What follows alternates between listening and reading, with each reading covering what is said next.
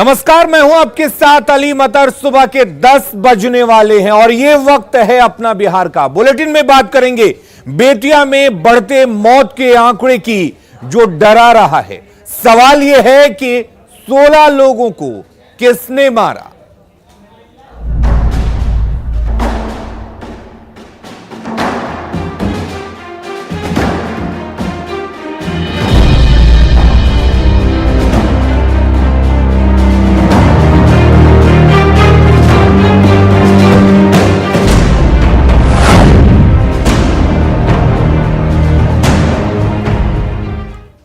तो बड़ी खबर बेतिया से है, जहां पर 16 लोगों की मौत के बाद प्रशासन अब एक्शन में है। मामले में अब तक 5 लोग गिरफ्तार हो चुके हैं। अलग अलग जगहों पर छापेमारी की जा रही है। देवरुआ गांव का 2 चौकीदार जिनको निलंबित कर दिया गया है। लौरिया के देवरुआ में 16 लोगों की मौत हुई है। परिजन शराब से मौत होने की दावे कर रहे हैं, लेकिन प्रशासन कुछ और कर रहा है। पहली बार जब न्यूज 18 ने इस खबर को ब्रेक किया था, पहली बार जब ये खबर हमने बताई थी, तब तक प्रशासन इस पूरे मामले से अनजान बना हुआ था। लेकिन जैसे जैसे मौत के आंकड़े बढ़ते गए, अब प्रशासन एक्शन में जुटा हुआ है। परिजन कह रहे हैं कि 4 लोगों की मौत शराब पीने से हुई है। जहरीली शराब, अवैध शराब। और उस राज्य में जहां पर शराबबंदी है, वहां पर 4 लोगों की मौत जहरीली शराब पीने से होती है, यह परिजनों का कहना है। जबकि प्रशासन कुछ और दावा कर रहा है। 2 लोगों की मौत का दावा कर रहा है कि इनकी मौत बीमारी की वजह से हुई है। आपको बता दें, अब तक 16 लोगों की मौत हो चुकी है और सवाल कायम है कि आखिर 16 लोगों की मौत कैसे हुई। 16 लोगों को किसने मारा? क्या वाकई किसी बीमारी की वजह से मरे, या फिर अवैध जहरीली शराब पीने से इनकी मौत हुई है? फिलहाल 10 संदिग्ध मौत की जांच जारी है। 2 चौकीदारों को खाना पूर्ति के लिए निलंबित कर दिया गया है, सस्पेंड कर दिया गया है। चौकीदार जो चौकीदारी करते हैं, उनको फिलहाल जिम्मेदार ठहराया गया है। पूरे इलाके में जहरीली शराब की अवैध बिक्री हो रही है, शराब तस्करी हो रही है और सस्पेंड चौकीदारों को किया जाता है।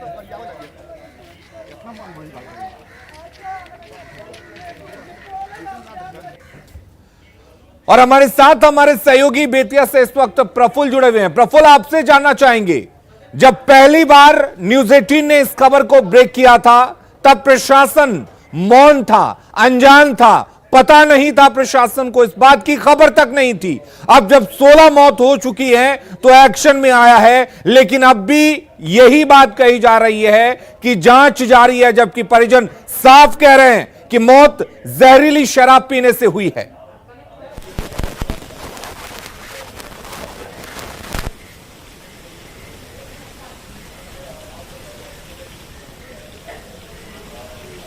चलिए प्रफुल्ल से एक बार जुड़ने की कोशिश करते हैं। प्रफुल्ल से हम बात करेंगे, लेकिन आपको बता दें कि 16 लोगों की मौत हो चुकी है और 16 लोगों की मौत के बाद प्रशासन जागा है। लगातार जब मौत का आंकड़ा बढ़ रहा है, तब प्रशासन एक्शन मोड में आया है।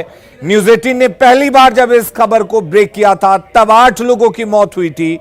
उस वक्त एक संदिग्ध की आंखों की रोशनी भी चली गई थी, जिसका निजी अस्पताल में इलाज चल रहा था। उसके बाद भी मौत को संदिग्ध माना जा रहा था और यह प्रशासन की तरफ से कहा जा रहा है कि 2 लोगों की मौत किसी बीमारी की वजह से हुई है।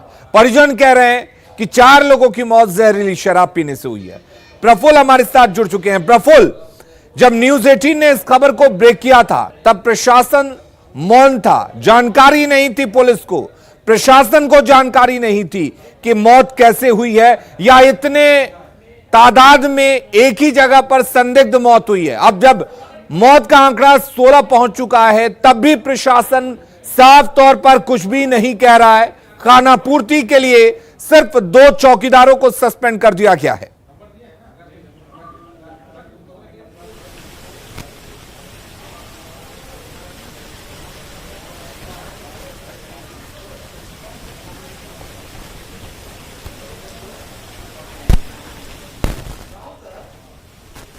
चलिए एक बार फिर से हम जुड़ने की कोशिश करेंगे। लगता है हमारी आवाज प्रफुल्ल तक नहीं पहुंच पा रही है, लेकिन अब तस्वीरों के जरिए भी आप अंदाजा लगा सकते हैं।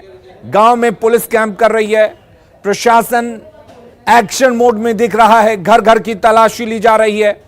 और यह तलाशी अगर पहले ली जा रही थी तो शायद इतने लोगों की जान नहीं जाती, लेकिन अब जब 16 लोगों की मौत हो चुकी है उसके बाद प्रशासन पूरी तरह से एक्शन मोड में है। सवाल यही है कि शराबबंदी है, उसके बावजूद अवैध शराब की बिक्री हो रही है, इसकी जानकारी प्रशासन को क्यों नहीं थी? क्या लोकल स्तर पर प्रशासन का इंटेलिजेंस पूरी तरह से फेल है, या फिर अवैध शराब की बिक्री प्रशासन के मिलीभगत से हो रही है? तमाम सवाल है और इन सवालों से पर्दा उठना चाहिए, क्योंकि इससे पहले भी बिहार में जहरीली शराब से लोगों की मौत हो चुकी है और उस वक्त भी जांच की बात कही जाती है। पटना से जांच टीम भेजी जाती है, वो जांच करती है और तब यह खुलासा होता है कि वाकई इनकी मौत जो हो रही है वो जहरीली शराब पीने से हो रही है। क्या यहां पर भी टीम पटना से ही जाएगी, वही जांच करेगी? क्योंकि स्थानीय प्रशासन पूरी तरह से लीपापोती करने की कोशिश करेगा।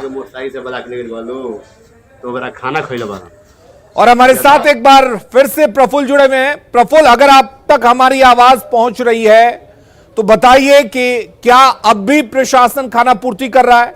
क्योंकि 2 लोगों की मौत की पुष्टि वो बीमारी से कर रहा है। परिजन कह रहे हैं पहले दिन से ही जब ये मामला आया तब से कह रहे हैं कि इनकी मौत जहरीली शराब पीने से हुई है।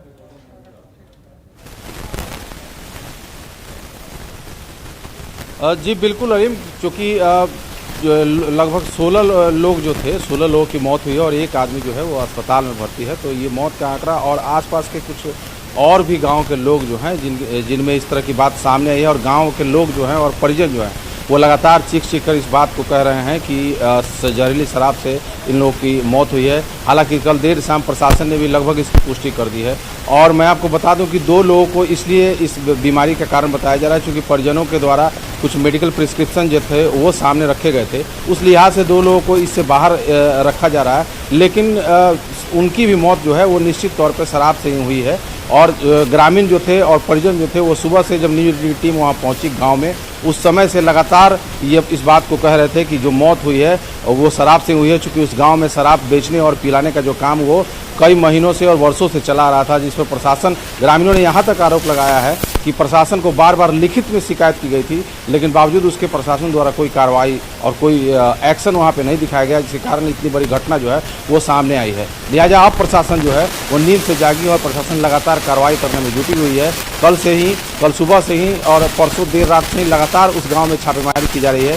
5 लोगों को अब तक हिरासत में लिया जा चुका है। मुख्य आरोपी के रूप में उसी गाँव के जिसके घर में बनाकर शराब बेची जा रही थी, ठग सा उसकी पहचान हुई है, वो तो फरार हो गया है, लेकिन उसके पुत्र की गिरफ्तारी हुई है। मैं आपको बता दूं कि जवाबदेही भी जो तय की गई है प्रशासन के द्वारा वो 2 चौकीदारों पर तय की गई है और 2 चौकीदारों को निलंबित किया गया है। बस निलंबित करने के साथ ही प्रशासन ने जो है अपनी कार्रवाई को आगे बढ़ाया है, लेकिन देखना होगा कि इस कार्रवाई की जद में और कौन कौन से लोग आते हैं। क्या स्थानीय प्रखंड प्रशासन, स्थानीय थाना पर जवाबदेही तय होगी या नहीं होगी, या जो उस क्षेत्र के वरीय पदाधिकारी हैं उन पर क्या कार्रवाई होती है, ये देखना होगा। फिलहाल पुलिस जो है मौके पर पहुंची हुई है और उस गांव में कैंप कर रही है। पूरा प्रशासनिक अमला जो है, आला अधिकारी भी वहां पे तैनात है और मेडिकल टीम को भी तैनात किया गया है, चूँकि प्रशासन को कहीं ना कहीं इस बात का अंदेशा है कि और भी आसपास के गांव के जो लोग हैं उनमें कहीं ना कहीं कोई सिम्टम होगा, और उनको इस बात का अंदेशा भी है कि और भी लोग हैं जो शराब वहाँ पे आके पीते थे, उनकी भी तबीयत खराब हो सकती है। अब प्रशासन जागा है प्रफुल्ल,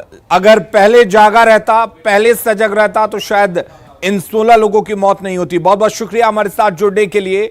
तो बिहार में शराब माफिया तस्करी को लेकर एक से एक नया तरीका अपना रहे हैं। नवादा के रजौली में भी एक ऐसा ही मामला देखने को मिला है। शराब तस्कर पिकअप वैन पर प्लाई बोर्ड का बॉक्स बनाए हुए थे, बॉक्स के अंदर शराब छिपाकर रखी गई थी। बाहर से देखने से ऐसा लग रहा था कि प्लाई बोर्ड लोड है, लेकिन पुलिस ने जब हटाया तो अंदर शराब बरामद हुआ। शराब धनबाद से बेगूसराय ले जाया जा रहा था। पुलिस ने 3 कारोबारियों को भी गिरफ्तार किया है। पिकअप वैन और कार से 67 पेटी अंग्रेजी शराब बरामद किया गया है, जिसकी कीमत 7 लाख रुपए बताई जा रही है। दोनों गाड़ी धनबाद से आ रहा था और इसका मुख्य जो सरगना है वो मुकेश कुमार है। वो धनबाद गांधीनगर का उसका पता है। ब्रेजा गाड़ी जिसमें शराब मिला है उसी के नाम से है और उसी का एक पिकअप गाड़ी है। और अगली खबर सुपौल से है, जहां शादी समारोह में हर्ष फायरिंग के दौरान चली गोली दुल्हन को लग गई। गोली लगने से घायल दुल्हन का इलाज सहरसा के एक अस्पताल में चल रहा है। परिजनों ने पुलिस को इस घटना की जानकारी नहीं दी है। बताया जा रहा है कि किशनपुर खाप गांव से गोविंदपुर गांव बारात आई थी। शादी के जश्न में कुछ लोग हवाई फायरिंग कर रहे थे। इसी दौरान दुल्हन को गोली लग गई। गोली लगने के बाद शादी की खुशियां मातम में बदल गई।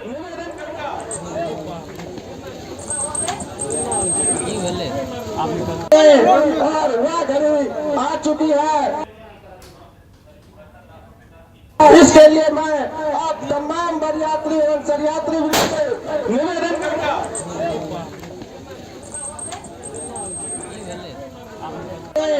और वह घड़ी आ चुकी है। इसके लिए मैं आप तमाम बरयात्री एवं सरयात्री निवेदन करता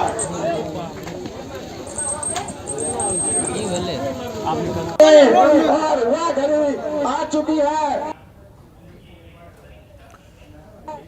तो इन दो तस्वीरों को हम दिखा रहे थे, इसके जरिए आप समझ सकते हैं कि आखिर खुशियां कैसे मातम में बदल गई। और न्यूज़ 18 लगातार इस तरीके की तस्वीरों को दिखाता है और आपको एहसास कराता है कि हर्ष फायरिंग से बचें, यह कानूनी अपराध है। ऐसे में सवाल ये उठ रहे हैं कि हर्ष फायरिंग पर आखिर रोक है तो फिर गोली कैसे चली। सवाल यह भी है कि इस तरह की तस्वीरें बार बार सामने क्यों आती हैं। सबसे बड़ा सवाल आपको बता दें कि लगातार हम इस तरह की तस्वीरों को दिखाते हैं, लगातार हम आपको बताते हैं कि इस तरह के हर्ष फायरिंग से बचें। ऐसे लोगों पर आखिर कार्रवाई क्यों नहीं होती है, यह भी बड़ा सवाल है। और बड़ा सवाल यह भी है कि लगातार पुलिस दावा करती है कि हर्ष फायरिंग पर रोक लगेगी, तो फिर लोग समझते क्यों नहीं हैं।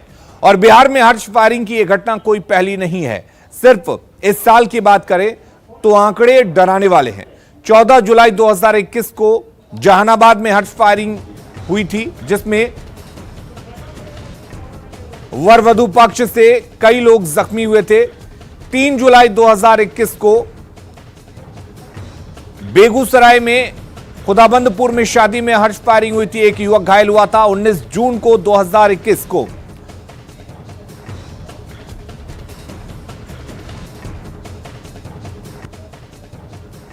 और हमारे साथ अमित झा जुड़े हुए हैं इस खबर पर ज्यादा जानकारी के लिए। अमित, आपसे जानना चाहेंगे क्या कह रहा है पुलिस प्रशासन। हालांकि दुल्हन को गोली लगी, उसके बाद अस्पताल में भर्ती कराया गया है, क्या लेकिन अब भी जानकारी पहुंची है प्रशासन तक? हाँ, निश्चित रूप से इस मामले की जानकारी पुलिस प्रशासन तक पहुंची है और इस मामले पर संज्ञान भी अब ले लिया गया है। लेकिन सबसे बड़ी बात अलीम यह है कि समाज में इस तरह की घटना सामने आ रही है और समाज के लोग इसे रोकने में आगे नहीं आ रहे हैं। ये घटना जो हुई है कुल मिला के यही सामने आया कि अवैध हथियार से फायरिंग की गई वहां। तो समाज में इस तरह के लोग जो अवैध हथियार रखते हैं, इसकी सूचना पुलिस को नहीं दी जाती है और इस तरह की घटना सामने आ गई, जिसका नतीजा है कि आज लड़की की शादी हुई और उसके बाद उसका इलाज शुरू कराया गया और सहरसा में इलाज चल रहा है और पूरे मामले को दबा दिया गया। और ये मामला तब वायरल हुआ जब ये कुछ वीडियोज इसके वायरल हुए हैं उस इलाके में। उसके बाद मामले की जानकारी पुलिस के पास सामने आई और समाज के किसी लोग ने इस मामले में आगे आकर पुलिस को बताना तक नहीं चाहा। अलीम, चलिए, बहुत बहुत शुक्रिया अमित आपका तमाम जानकारी देने के लिए। कोरोना वैक्सीनेशन को लेकर लोगों में जागरूकता बढ़ी है। ऐसे में टीका केंद्रों पर लंबी लंबी कतारें देखने को मिल रही हैं। वैक्सीनेशन सेंटर पर परेशानी ना हो, इसके मद्देनजर केंद्रों पर कई इंतजाम किए गए हैं, लेकिन सोशल डिस्टेंसिंग के पालन को लेकर लापरवाही अभी भी बढ़ती जा रही है। कोरोना की तीसरी लहर की आशंका के बीच लोग यहाँ कोरोना का जो टीका केंद्र है वहाँ पे काफ़ी भीड़ जुटने लगी है। लोग जल्द से जल्द चाह रहे हैं कि लोग अपना वैक्सीनेशन करवा लें। ऐसे में टीका केंद्रों पर ज़्यादा अफरा तफरी का माहौल दिख रहा है। अभी मैं आपको यहाँ मधुबनी जिला मुख्यालय में ये वाटसन स्कूल का जो टीका केंद्र है उसकी तस्वीरें दिखा रहा हूँ। हालांकि यहाँ इस सेंटर पे लोगों के जो लोग यहाँ टीका के लिए आ रहे हैं उनके बैठने के लिए मतलब यहाँ व्यवस्थाएं की गई है। हॉल में यहाँ काफ़ी सारा ये कुर्सियाँ भी लगाई गई हैं। बावजूद इसके जो भीड़ जुट रही है, ये कुर्सियाँ कम पड़ रही हैं। काफ़ी लोग यहाँ खड़े भी हैं। लोगों में एक बात तो है कि जागरूकता बढ़ी है, लोग वैक्सीनेशन कराना चाह रहे हैं। कई सारे ऐसे मीडिया के तंत्र हैं, कई सारे अखबार के माध्यम से, सामाजिक कार्यकर्ता के माध्यम से, कई सारे लोगों के आपसी मतलब संवाद की वजह से लोगों में अचानक टीकाकरण के प्रति जागरूकता बढ़ी। भरसक प्रयास किया जा रहा है कि लोग सोशल डिस्टेंसिंग का भी पालन करें और यहाँ जो लोग आ रहे हैं टीका के लिए उन्हें भी कोई परेशानी ना हो, लोग अपनी बारी का एंजॉय करें। इस दौरान लोगों के लिए यहाँ बैठने की व्यवस्था है। अमित रंजन, न्यूज़ 18 मधुबनी। कोरोना टीकाकरण की रफ्तार में बिहार में लगातार तेजी आ रही है। बिहार में अब तक 2 करोड़ से अधिक लोगों ने टीका ले लिया है। कल बिहार में 2.5 लाख से अधिक लोगों ने टीका लिया, तो वहीं पटना में भी 39,000 से ज्यादा लोगों ने टीकाकरण कराया। सरकार ने 6 महीने में 6 करोड़ लोगों के टीकाकरण का लक्ष्य रखा है। टीकाकरण के स्पीड को देखते हुए उम्मीद है कि जल्द ही इस लक्ष्य को पूरा कर लिया जाएगा। बिहार में टीकाकरण अभियान में लगातार तेजी आ रही है और यही कारण है कि अब तक 2 करोड़ से अधिक लोगों ने बिहार में टीका ले लिया है। इस वक्त हम होटल पाटलिपुत्रा अशोक की तस्वीर दिखा रहे हैं, जो पटना जिला प्रशासन के द्वारा टीकाकरण केंद्र बनाया गया है। और यहाँ सुबह सुबह लोगों की भीड़ यह बताने के लिए काफ़ी है कि लोग टीकाकरण को लेकर कितने जागरूक हैं। सबसे बड़ी बात है कि बिहार में कल 2.5 लाख से अधिक लोगों ने कोविड का टीका लिया। हालांकि सरकार ने भी लक्ष्य रखा है 6 महीने में 6 करोड़ लोगों को टीका दिलाया जाए। हालांकि जिस तरीके से रफ्तार बढ़ रही है उसे देख करके कहा जा सकता है कि लोगों में जागरूकता काफ़ी बढ़ते जा रही है और यही रफ्तार यदि कायम रही तो 6 महीने से पहले हम जो लक्ष्य है उसे पूरा कर पाएंगे। और लोगों में जागरूकता की पहले शुरुआती दिनों में कुछ कमी ज़रूर थी, लेकिन अब जिस तरीके से सेंटरों पर लोगों की भीड़ बढ़ रही है उसी का नतीजा है कि 2 करोड़ से अधिक का लक्ष्य बिहार ने पहले पूरा कर लिया है और पटना इसमें सबसे आगे रहा। सबसे बड़ी बात है कि जो लक्ष्य सरकार ने रखा है उस लक्ष्य के साथ साथ हमें भी आगे आना होगा, क्योंकि यदि हम कोरोना का टीका लेते हैं तभी हम कोरोना से 2-2 हाथ लड़ भी सकते हैं। और सरकार की जो पहल है उस पहल के अनुसार लगातार उस गति से जो टीकाकरण अभियान है वो बढ़ रहा है। हमारे साथ यहाँ पर कुछ लोग भी मौजूद हैं, इन लोगों से भी हम बात करते हैं। टीका लेने अब आए? जी हाँ, टीका लगता है कि अब लोग जागरूक हो रहे हैं, सुबह सुबह सेंटर पर इतनी भीड़ है। हाँ वो तो है ही, अपने सुरक्षा के लिए तो यही करना पड़ेगा ना। घर में बच्चे लोग भी हैं, बूढ़े लोग भी हैं, सबको तो ज़रूरी है ना, तो टीका तो लेना ज़रूरी है। बिल्कुल, सुरक्षित रहने के लिए टीका लेना ज़रूरी है। बिहार में लगातार जो टीकाकरण अभियान है वो बढ़ता जा रहा है। अब 2 करोड़ से अधिक लोगों ने बिहार में टीका ले लिया है। लगता है कि और बढ़ चढ़ के लोगों को इसमें हिस्सा लेना चाहिए। जी हाँ, सभी लोग को लेना चाहिए, टीका बहुत ज़रूरी है। आपके घरों में सबने ले लिया? हाँ, सब लोग। तो बिल्कुल देखिए, लोग भी अब मानते हैं कि देह में सुरक्षित रहना है तो सबको टीका लेना होगा। अब लगता है कि लोगों को भी और जागरूक होने की ज़रूरत है। बहुत जागरूक होने की ज़रूरत है। अपने बच्चों, अपने पेरेंट्स को अगर सुरक्षित रखना है तो सबको टीका लेना बहुत ज़रूरी है। अब तो 3rd वेव आएगा तो बच्चों के लिए स्पेशली पेरेंट्स, बड़ों लोगों को टीका लेना बहुत ही ज़्यादा ज़रूरी है, तभी बच्चे सेफ़ हो पाएंगे। जब तक बच्चों का वैक्सीनेशन नहीं आ जाता तब तक तो सबको टीका लेना ज़रूरी है।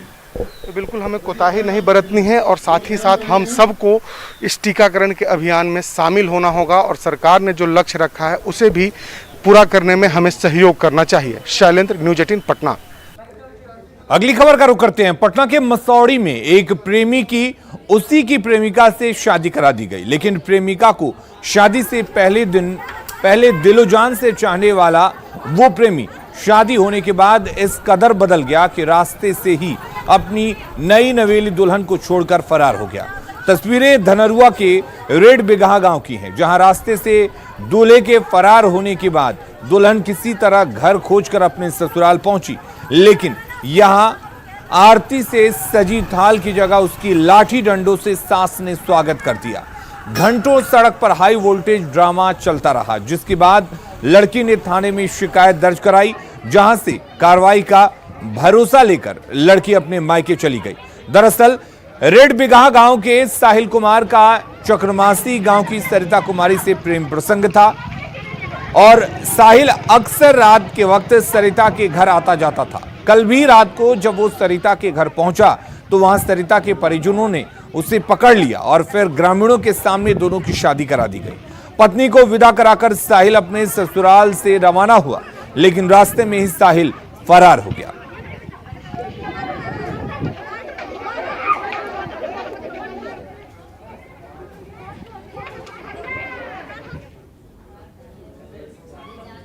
महंगाई के खिलाफ कांग्रेस आंदोलन के मूड में है। एक ओर पार्टी के नेता साइकिल यात्रा कर रहे हैं तो दूसरी ओर प्रधानमंत्री पद की दावेदारी के लिए राहुल गांधी को अब उनके दल के नेता ही चुनौती दे रहे हैं।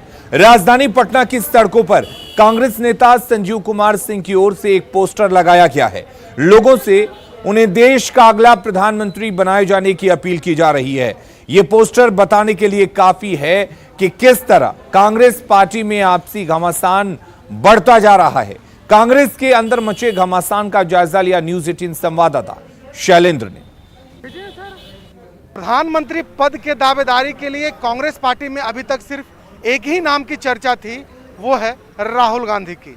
सभी कांग्रेसी ये चाहते हैं कि राहुल गांधी देश के अगले प्रधानमंत्री बने, लेकिन अब राहुल गांधी को ही उनके पार्टी के नेता चुनौती दे रहे हैं। दरअसल पटना में ये जो पोस्टर लगा है, इससे पहले देख लीजिए कि किस तरीके से कांग्रेस के नेता संजीव कुमार सिंह हैं, जिन्होंने पोस्टर लगाया है पटना के अलग अलग जगहों पर, और उस पर साफ तौर पर उन्होंने लिखा है कि भारत का अगला प्रधानमंत्री संजीव कुमार सिंह को बनाएं।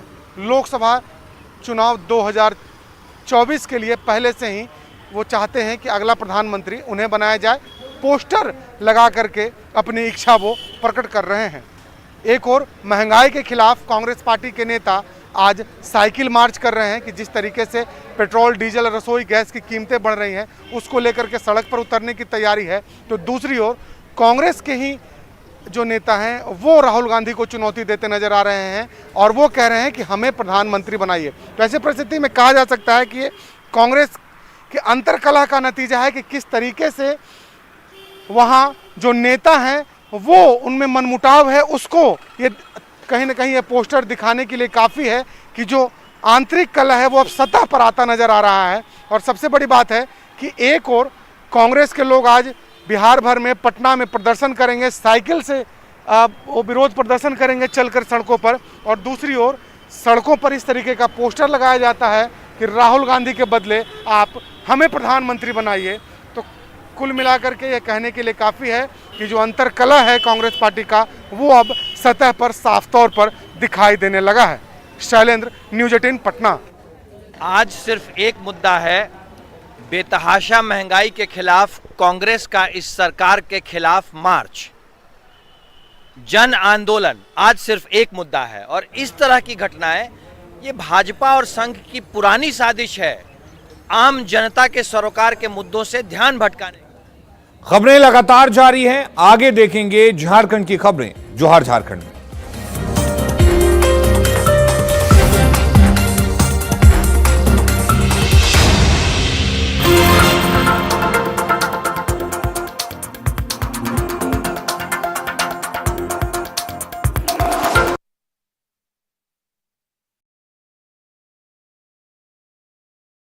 उनका घरबार सैलाब में डूबा हुआ है तो दूसरी ओर